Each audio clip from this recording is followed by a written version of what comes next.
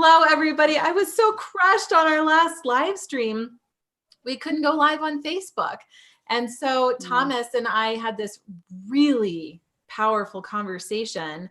Luckily, I was able to get us live on YouTube instead. And my poor team are like scrambling, trying to figure out how to update people on Facebook. And, you know, it was really just a good opportunity to show what happens when everything goes wrong, right? And as leaders, basically, you just need to stay calm, because when you go into panic, you're not thinking clearly, right? And so I was just sitting there chatting up a breeze, going through my troubleshooting steps with him, and we were laughing and engaging. And eventually we went live on YouTube. But it was just like such a perfect moment that also ties into the bigger picture of what's happening around us right now. So we have Jordan Gill on the line here. We got Carolin Soldo, and we are going to be talking about systems, business, tools, tech, messaging, whatever we want. I don't know, ladies. I just want to open it up. It really, this series has been unbelievable. And connecting people, opening up conversations that we don't normally have, but are so important. So what's going on in your worlds individually? Doesn't matter who decides to jump in and goes first, but what's happening inside of your ecosystem with your clients, your communities? How are you doing mentally and in your business? What's going on? Yeah, I will kick it off. What's interesting is, I work with clients only through intensives now instead of ongoing. And it's interesting because I haven't necessarily seen a slowdown, maybe because, with monthly services, people don't know what their cash flow is going to be in a couple months. And so they're starting to hoard. They're starting to cut anything monthly and whatnot. But I honestly still don't even see a big trend of that. I'm going to be really forward, at least on my end. Yeah, me either. Yeah. But I really am loving the innovation coming out of all of this. I think that's what's most exciting for me, being aware, being compassionate about like true life, what's happening out there, and seeing the opportunities that are available to us through all of this transition. Because I know Carolin's been online for a long time. I've been online for about 6-7 years now. And to see, the normal evolution of online business, and then to see this happen, I think is going to be actually such a big opportunity for a lot of online business owners. And we're just going to be that much more ahead, being able to help the rest of the world get online, get virtual. So I'm super excited about what's to come in the innovation when this too shall pass. And, we're trying to reinvigorate our economy. That's what I see. Definitely. Yeah, it's interesting that you say that. I had a call with my higher level clients this week, and we went around the room asking, how are you feeling right now? What weaknesses or threats do you see, and also what opportunities and action steps are you taking right now? And they were all very positive, actually, which is good. They were all very calm, and they were all looking at new ways of doing business. So to your point, innovation, I think, is an opportunity, and it's where many businesses, not just online, are looking right now to see how else can we serve our clients? What can we do with all those restrictions that are being put on us? And it's an opportunity to just diversify in messaging, in offering. So diversification is always great, has saved my business over the years in many different ways. And now we're sort of forced almost to diversify and look for new solutions. So that's what we're seeing. But overall, I think people they're shy, right? And they're obviously shocked. So that's there. But they're also staying in a wait and see kind of, mode, because there's new stuff happening every single day. It's really cool. In my world, I'm seeing this forced creativity where, yes, people are just like wondering what's going to happen. Where is this all headed? So we're waiting and seeing on that end. But I have to bring up one of my friends, Rob, has this business where he had a very massive sudden drop in business because he's in the event space. So he had more than 400 events cancel like that. And man, you're kind of thinking about your own ecosystem a little bit. And then all of a sudden somebody says something like that, and you realize the scale of that and how that impacted his business. Mm-hmm. And yet he was reaching out to me to see how I was and to show me, appreciation and just ask if he could do anything for me. Mind blowing. And then, he's talking about how he's pivoting hard. He made a public announcement saying that instead of, doing backdrops for live event spaces, now he's doing virtual backdrops. He's doing a lot of virtual consulting. And it's like this overnight just shift in business model. This is the way we're going to do things now. And that's everywhere. And it is just, it's amazing what's coming out of this. Yeah. People have to, right? Restaurants go from dining in to takeout. Yep. And I have an event planning client myself, and she's working on her own website now where she can go into renting decor for things and building a course. I have a spa client now. She runs a spa in Chicago, and she has no more traffic coming in, or it's cut down tremendously. And so we're working on building an online course that teaches other estheticians how to do microblading. So selling online, selling courses online. So we have to just sort of be fast on our feet and think outside the box to, keep growing, or use this time to work on the projects that we never actually have time for. And there's one more example. Totally. Writing a book. Like for me, I'm writing a lot. Yes, we both are. Yeah. One of my good friends in Germany, he owns a restaurant. No restaurant, closed, right? You can't do anything anymore. And so now he's renovating it. New kitchen, new dining area. And he said, this is the time where there's nobody in there. Nobody's impacted. So he's cleaning it, upgrading it for when it opens again, and people will come back.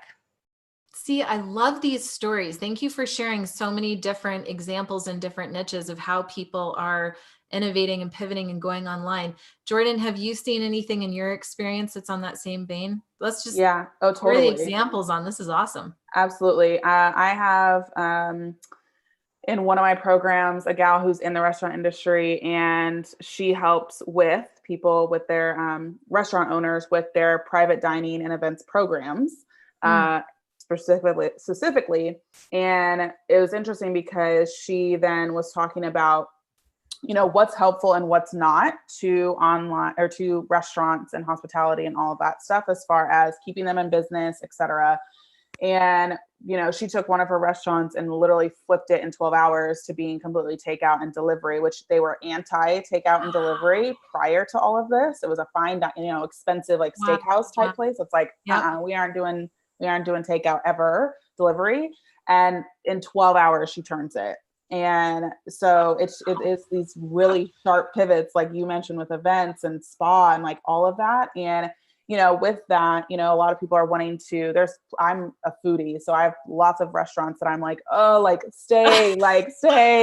And me too. And so I was asking Christy, she was talking about the gift cards and how, from an accounting perspective, what we're doing with gift cards is we're buying it now, but then when we all come rushing in after, everything starts to open back up, they will not have the cash to pay for the food for us to then be able to eat there and cash in on our gift cards, because they fronted all the money, right, from before. And from an accounting perspective, then it's basically just deferred revenue.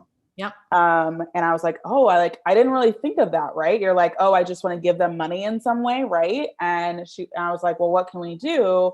And she was like, a few things you can do are to actually do the delivery, or to send money to buy one of their staff members food, because the restaurant's obviously still so you don't even think about that. That's a great idea. And so just send them $20, $15, whatever, to say this will pay for a staff member's meal today. Just want to say thank you, and I want to support you in this time, sort of thing. And I was like, that's really sweet. I actually really like that. That's awesome. So, we're all learning, right? We all are trying to help, and we all want to do things that are going to help every, small business that we love and that we want to see, thrive and move on after all of this. And, you know, sometimes we have to adjust, like, what does that help look like? And, you know, it's not a bad thing to, you know, if you have bought gift cards, it's not, you know, there's no like shame or anything around it. And like, now that we have awareness, like now we can, again, really start to help these restaurants on the ground level with what their needs are right now. And then again, supporting them once we kind of get through all of this. That's how I feel. Yeah, that's awesome. It's helpful for me to hear those experiences because my business is all online, right? So I work with authors, speakers, and coaches, helping them grow their business online. So really, their businesses are affected only in part, right? So speakers, obviously, that was the hardest hit to my client base because all of those events got postponed or canceled. But coaches, they're already online to some degree. Authors are working on their online platforms, so that really hasn't shifted.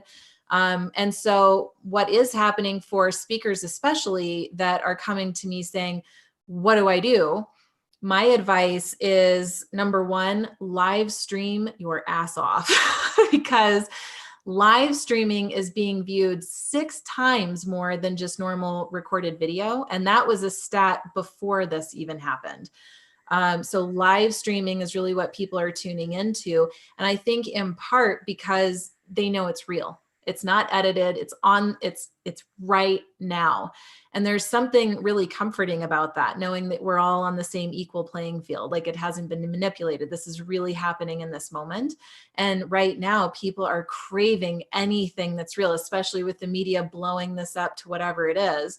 And so live streaming is definitely what I'm suggesting. And even if you're a restaurant owner pivoting and you're thinking, what should I be doing right now? My advice is live stream.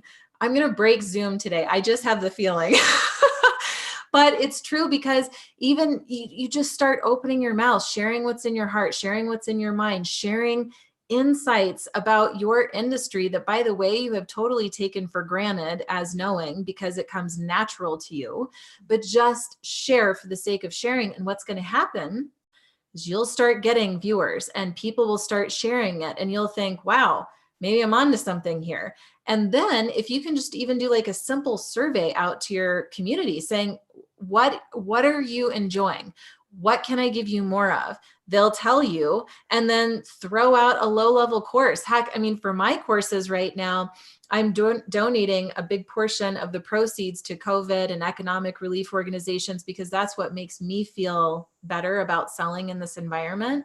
I've seen companies like Loom that just cancel their subscriptions for a period of time to try to help with financially their base. So whatever feels right for you. But I think an easy way to pivot is just live stream, share, connect, ask questions, and then provide solutions based on that. I don't know if either of you have anything to add on or if you want to pivot into a different discussion, but I'm loving this so far. Yeah, I would love to know just like what Carolin's done in her business, as big as it is, how many people you serve and all of that. Just what, like if you've done surveys or if you've done, what have you done to prepare your business for like this sort of thing, right? Like smaller businesses, it's like we're kind of nimble, right? Like if it's just us or if it's just us and one other person, but you have a team. And so I'm just like super curious about like what that looks like for you and in your business. Well, yeah, I mean, the team is a whole nother level, right? Where now we really have an opportunity to come together even more and build that trust. And to me, it's just over communicating that, you know, what we're planning to do, what the new message is, and that things aren't stopping. You know, maybe we changed advertising budgets, but we haven't really changed a whole lot. We're advertising the same way. As a matter of fact, we're not lowering anything. It's at the same level it's always been. We do see a slight drop in how many applications are coming in, which is to be expected, right? It's just normal. But for me, it's sort of, it sounds strange, but business as usual from an operational standpoint, which, you know, I think makes sense. I don't want to make any drastic moves. I don't think anybody should do that. So just, you know, bonding with your team, being with them and communicating what's going on. And I think the biggest thing that we need to look at is our messaging right now, right? The emails that go out, the live streaming, to Amber's point, what we're saying, how you're positioning things in a tactful way. in a helpful way, in the right way. So if anything, we're looking at what we're saying to make sure it still makes sense and it's actually helpful. But I do believe we have the obligation to sell and serve. To me, serving and selling goes hand in hand, right? If I sell, I get to serve. If I don't sell, I can't help anyone. So I'm going to keep selling. We do play with pricing. One thing we have done in our lower level program, Brand Your Passions, we have given everybody lifetime access.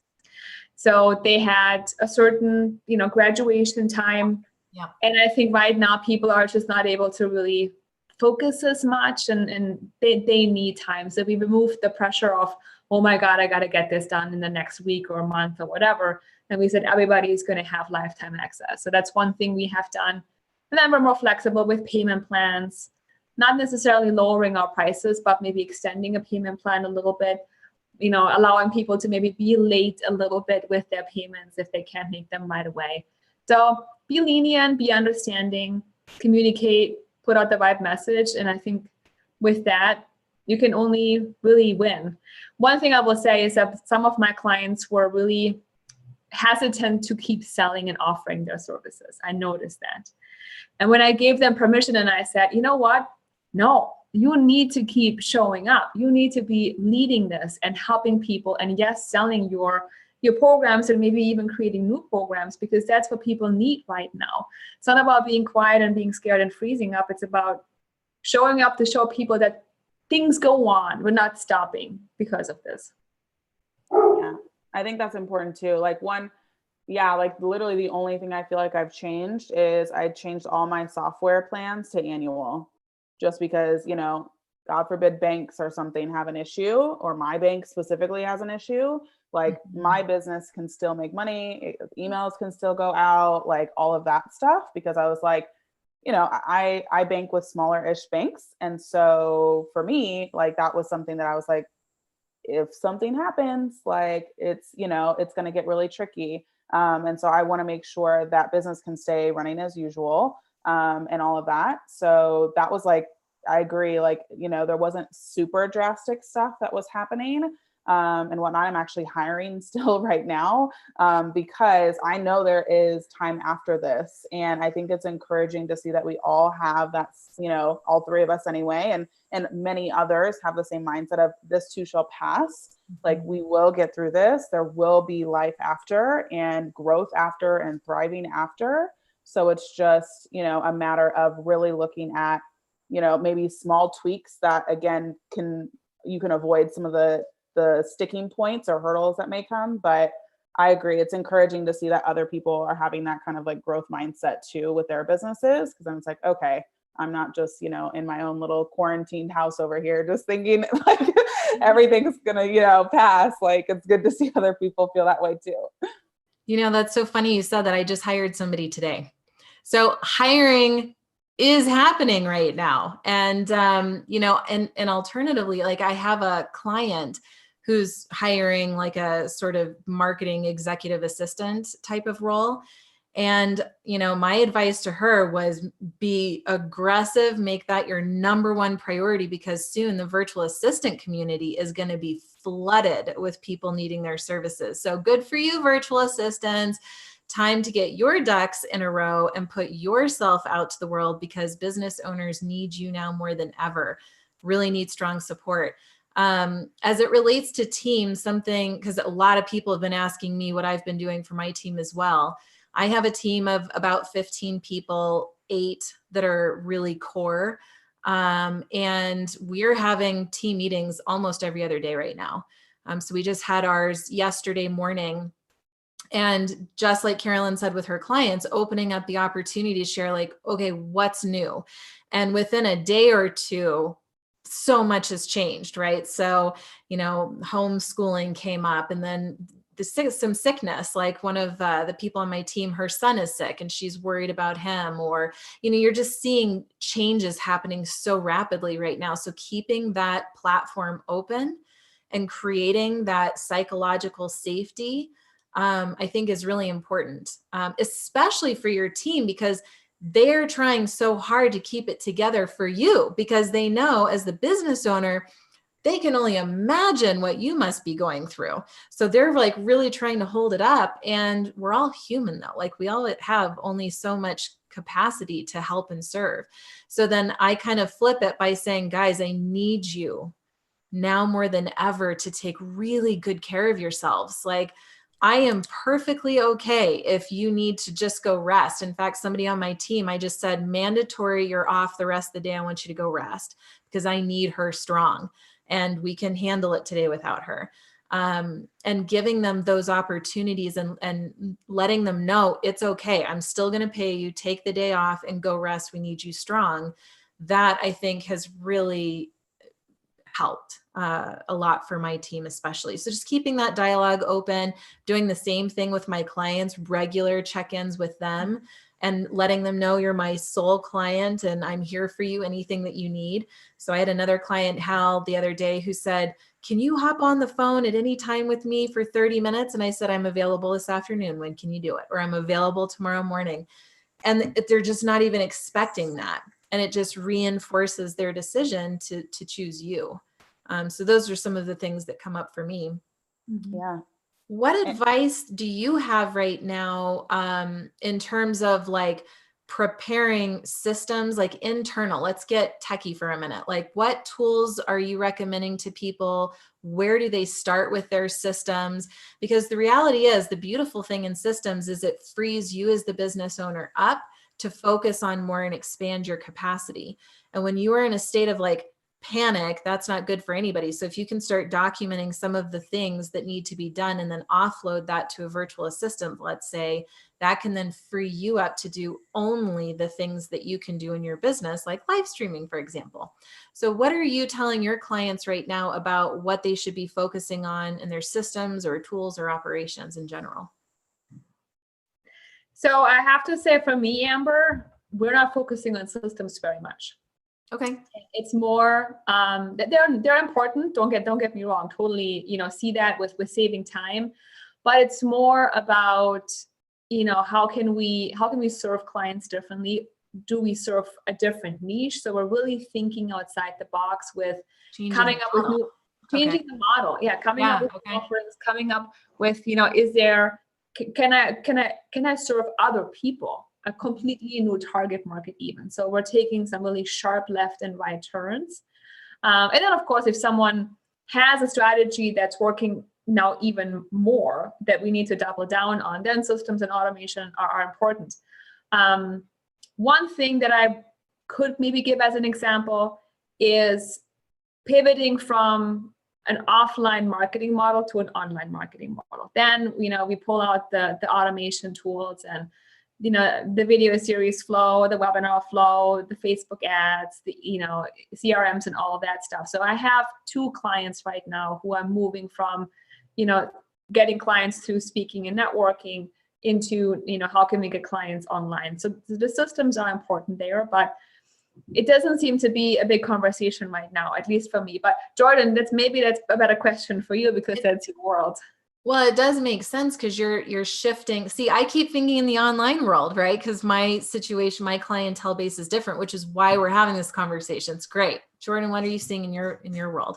Yeah, I think, people, it's funny because in my world, people are like wanting to finally clean their inboxes. They're wanting to like do those things. And I'm like, okay, I mean, that's cool. And like, don't forget to sell, because I do believe in, it's important to take that time now and to really serve. And again, I agree with Carolin, serving is selling, selling is serving. It's all the same. Yeah. Yep. And so while, yes, you do have, maybe some extra time on your hands because, everybody's home, it also is very distracting at home as well. And so there's, a little bit of pros and cons there with just, having to share workspace, having to share family space, homeschooling, like all of that stuff. And I encourage people to also just recognize like what is important to them. And if, being there for your family is super important, how do you navigate that? How do you still, set up a homeschooling and whatnot? And so that's where systems come into play is, okay, if you are needing to homeschool your children and maybe reduce your client hours or manage your client hours better, Like, what does that look like? What is it that you're doing that can be automated or that can be handled so that you can be more present and spend time with the kiddos? Because that's like a really real thing. And while there were, you know, some stay-at-home moms and stuff like that that were already homeschooling, it adds a whole nother element when they can't necessarily go to the playground and, you know, play with other kids, or, you know, you can only go outside a little bit. There's like, you know, different states kind of have different limitations, I'm finding out. So it really looks like you're having to shift the way you're working, not just with your clients, but because of family stuff as well. And so, you know, I'm not saying you need to go and create some, you know, fancy schmancy funnel stuff. And I think it's important that you look at, do I need to be involved in the sales process, or can that be a webinar? Do I need to be involved in, you know, manually scheduling stuff when we could actually put my client stuff on like a 90-day content, like repurposing schedule, or whatever those things may be, so that you can be more present with your family during this time. That's kind of what I'm seeing is, you know, the adjustment to everybody being home and everybody being in your space. Yeah. So, do you have children, Jordan? I didn't know. I have a bonus son. His name is Colin. And so yes. And he's 6. He just turned 6 a couple weeks ago. So we were like on the verge. We were still able to have a birthday party like right before everything. So yeah. So then it's like, you know, my heart goes out to those other kiddos who have birthdays and can't have parties, or, you know, we're going to have to adjust that stuff. It can kind of get a little unfortunate, but hopefully the, you know, parents can just, you know, say, oh, we're going to do it in a couple months, you know, when the sun's shining and, you know, we'll be able to be outside more or something, you know? So yeah, I have my bonus son. Great. I do want to shift into a family discussion, homeschooling. How are we all handling that right now?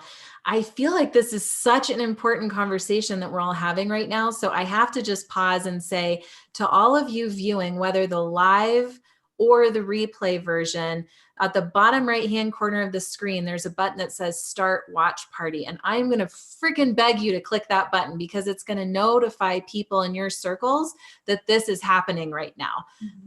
And this is too important a conversation right now to not share it like crazy. So do me a favor, please share this in exchange for our time and value here today, because we could always be off doing other things in our businesses, but we are making the conscious choice to be here in service for 2 reasons. Number 1, because we want to help you both mentally and professionally move through this season, I'm calling it, but also because we are inviting awareness. We're asking you to please donate anything that you can to COVID relief organizations, economic relief organizations, donate extra clothes in that cluttered closet of yours, anything that you can to help other people.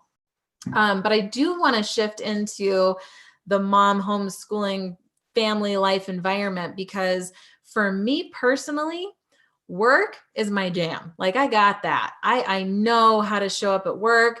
I feel confident and strong. I'm structured. My team is awesome. They're structured and doing great things. And it's like, I got this. I feel like this fierceness comes up, like I can do anything. And when it comes to my home life, it's like homeschooling. It's a shift for me, because it requires a completely different set of energy and strength. You know, it's just not it's not a muscle that I've been exercising, right? And so I'm just trying to wrap my head around how to provide a structure so that Clay feels as much as possible like business as usual in his world. So how is that impacting each of you? Carolin, I know your 2 boys are a little bit older than Jordan's. My son is 3. So what's going on there? And what advice can we give to other moms or dads out there that are dealing with this? Yeah, so I think it has a lot to do with age. And the older the children, obviously, the easier it will be, because they're much more self-sufficient. And I have to say, very blessed with 2 things. First of all, my boys are very independent. And secondly, our school is taking care of them really well. So for example, the advisors have set up Zoom classes. Tomorrow at 1, there's going to be a Zoom class. So my kids they're actually Zooming with their teachers, with their advisors, and there's online classrooms happening. they also have a virtual schedule now. So it says 9 to 10, there's English, 10 to 11, there's math. And during these times, the teachers will post online assignments. So they actually have sort of like a school day at home in their rooms, you know, on their laptops.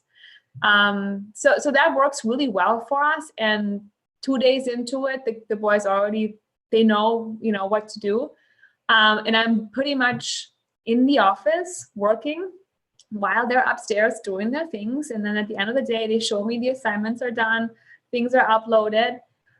We take a break during lunch, we cook, we eat lunch, and that's pretty much it. So because nice, they're not little anymore, you know, that's sort of my blessing. You can't do it with a 3-year-old.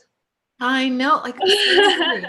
I know. I can't even check something for 3 minutes without Clay like, emergency, wee, because his dad's a firefighter. So it's like every 2 seconds there's an emergency and a siren, and there's mom, help me with the crane truck. And it's like, oh my gosh. It's just a very different world, right? And so I'm looking at structuring certain business hours. Luckily, when Jason is home, he is the world's best husband. I said I never believed in soulmates until I met Jason about 10 years ago. And we are just so strong together. But 3 days and nights a week, he's gone firefighting, and bless his heart. I mean, he's so strong, but it's a very different experience those days that he's gone. Jordan, what are you experiencing in your world? Yeah. I think, you know, we have spring break this week. So we're kind of like allowing kind of the relaxation and like getting the swing of things and whatnot. And then, you know, I think Dallas is doing some sort of virtual homeschooling situation. We haven't got it all figured out or all the details and whatnot. So it looks like we'll kind of figure it out, I guess, on Monday. But between Marcus and I, my fiance, we have my whiteboard, and we both put down like what our call times are. And if it's an asterisk, that means like we are like having to be in charge of it, or it's like a live element like this, or a podcast that's getting recorded. And that means that the other person is then in charge of like, you know, going and hanging out with Colin. And so far it's semi-worked.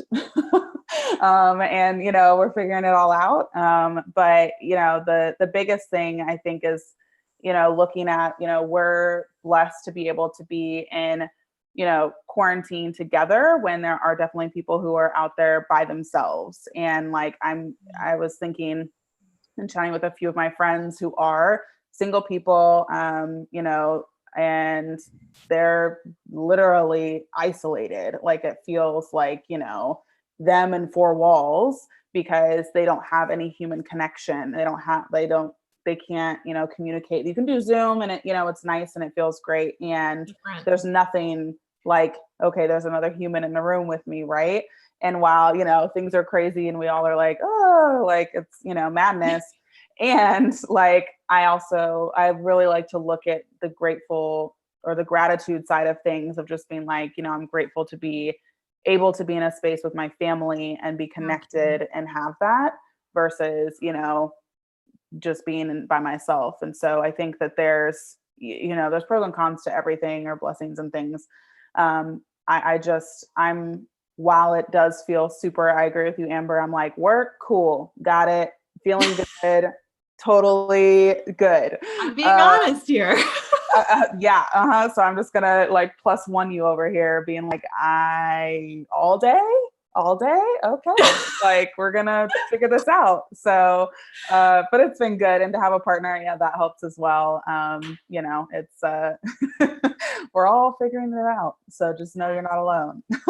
Yeah, it's definitely true. In our less than 10 minutes here, what questions are on your minds? Like if Carolin, you had to ask me or Jordan a question, or Jordan, you had to ask Carolin or me a question, you know, I think it's just such a good opportunity to just dig in and see what each other is really doing. So is there anything that's top of mind that you want to talk about or just express?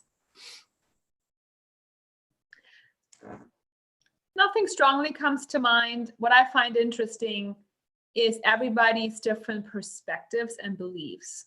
Yeah. When it comes to, you know, the virus, and in regards to religion and politics.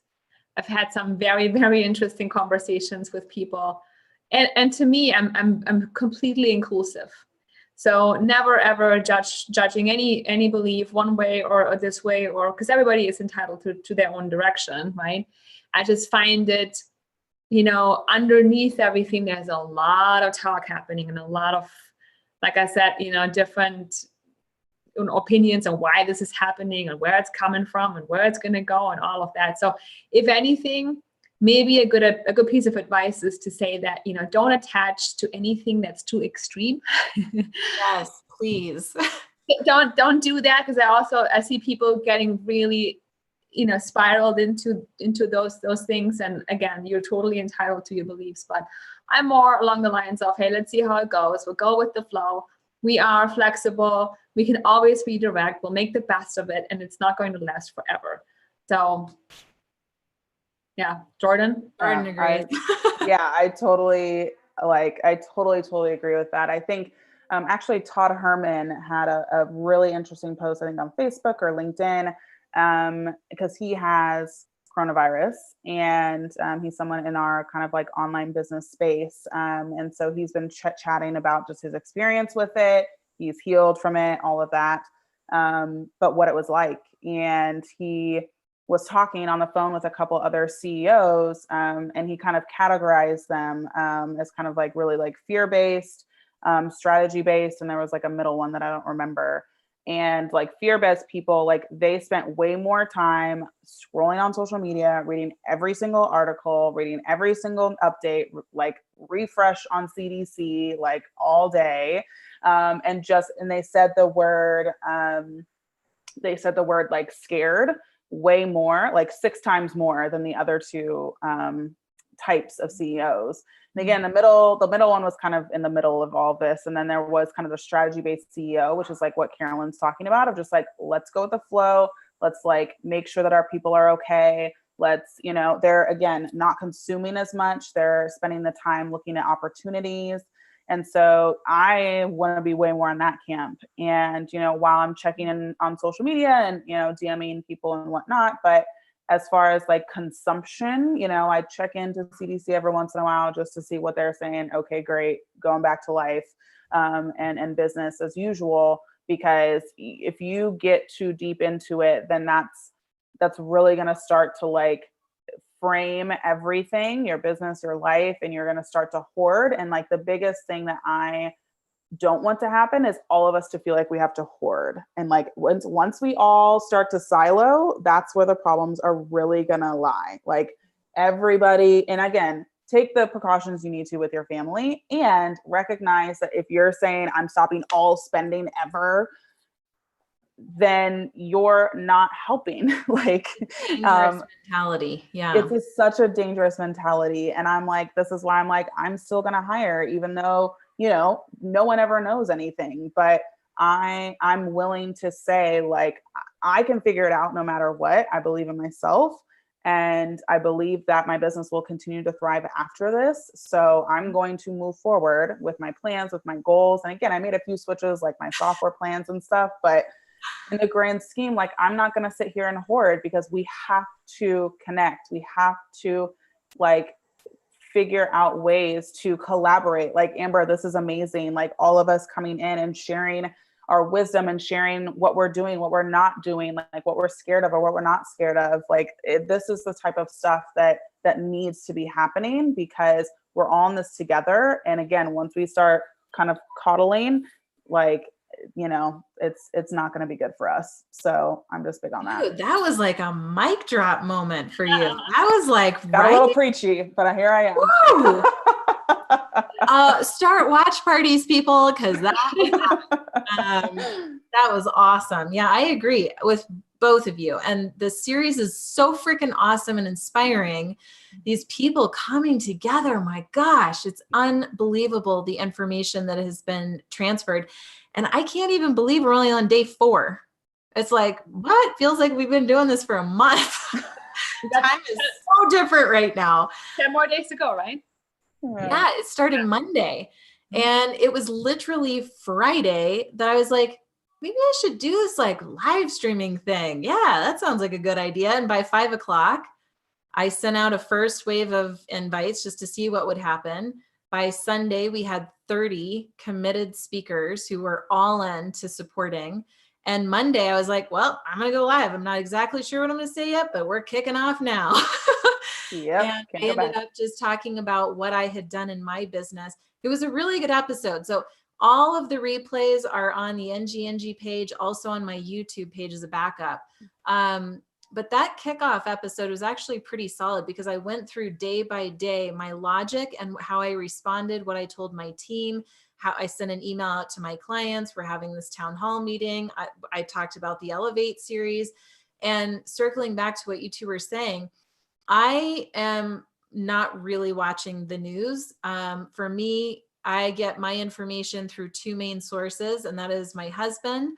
I feel very lucky that he is a first responder because he's hearing information about a day before anybody else. So he and he knows, only tell me what I have to know because I've got to keep my energy high and positive and strong for the rest of the world, right?